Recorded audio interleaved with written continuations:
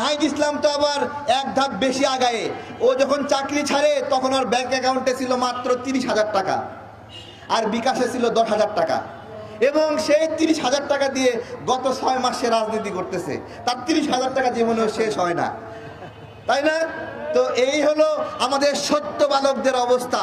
সত্য বালকরা দেখায় বিকাশে মানে হলো 10,000 টাকা আছে আর ব্যাংকে 30,000 টাকা, কিন্তু আপনার হলো রেঞ্জ রোভার নিয়ে ঘোরে, ল্যান্ড ক্রুজার নিয়ে ঘোরে, এবং একসঙ্গে 10টা-15টা ল্যান্ড ক্রুজার গাড়ি।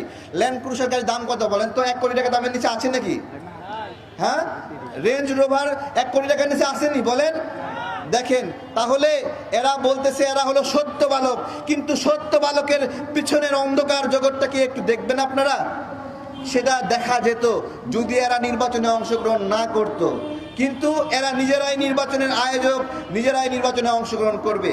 আমরা জাতীয় নাগরিক জোট থেকে বিএনপি, জামাত, গণ অধিকার পরিষদ, গণসংহতি, আমাদের নাগরিক ঐক্য, আরও অপরাপর দল যারা আছে, যদি আমরা বুঝি যে আপনারা এই ছাত্র উপদেষ্টা বা উপদেষ্টাদেরকে নির্বাচনে জায়গা দিচ্ছেন, নির্বাচনের সুযোগ দিচ্ছেন, আমাদের লড়াই আপনাদের বিরুদ্ধেও হবে।